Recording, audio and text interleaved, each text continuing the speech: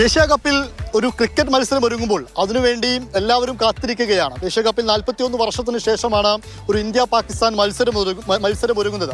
കേരളത്തിൻ്റെ എല്ലാ ജില്ലകളിലും പ്രത്യേകിച്ച് കാൽപന്ത് ആവേശമുള്ള ക്രിക്കറ്റ് ആവേശമുള്ള മലപ്പുറത്തൊക്കെ ആരാധകർ അതിനുവേണ്ടി കാത്തിരിക്കുന്ന കാഴ്ച നമ്മൾ എല്ലാ വർഷവും കാണുന്നതാണ്. മത്സരം നമ്മൾ ആവശ്യത്തോടെ കാത്തിരിക്കുകയാണ്. ഇന്ത്യ ജയിക്കണം എന്നാണ് നമ്മളെ ആഗ്രഹം. 41 വർഷമായിട്ട് ശേഷമാണ് നമ്മൾ ഇന്ത്യ പാകിസ്ഥാൻ ഫൈനൽ വരുന്നത്. അതിൽ നമ്മൾ ഇന്ത്യ നേടുന്നുള്ള ഒരു വിശ്വാസം തന്നെയാണ്. എല്ലാവരും അതിനു വേണ്ടി വെയിറ്റ് ചെയ്യാണ്. കളി കാണുമോ? ഓ പിന്നെ തീർച്ചയായിട്ടും കാണും. സഞ്ജുവിന്റെ പെർഫോമൻസ് കാണാൻ കാത്തിരിക്കുകയാണ്. ഇന്ത്യയുടെ മത്സരം ഉണ്ടെങ്കിൽ നമ്മളതൊക്കെ അത് കാത്തിരുന്ന് കാണുന്നതാണ്. പക്ഷെ ഒരു എതിരായിട്ടുള്ള ഒരാൾ പാകിസ്ഥാൻ ആവുമ്പോൾ ആവേശം കൂടെ നമുക്കുണ്ട്. എന്താ തോന്നുന്നത് ഇത്തവണ?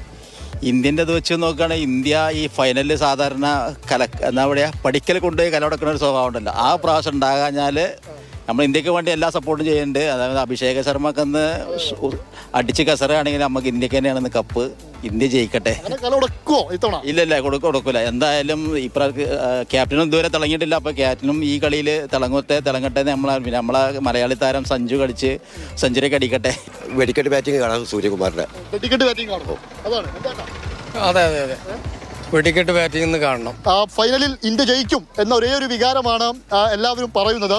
അഭിഷേക് ശർമ്മയുടെയൊക്കെ വെടിക്കെട്ട് ബാറ്റിംഗ് കാണാൻ വേണ്ടിയിട്ട് കാത്തിരിക്കുകയാണ് എല്ലാവരും. മനോജ് പയ്യന്നൂരിനൊപ്പം ഇംതിയാസ് കരീം, മാതൃഭൂമി ന്യൂസ്, മലപ്പുറം.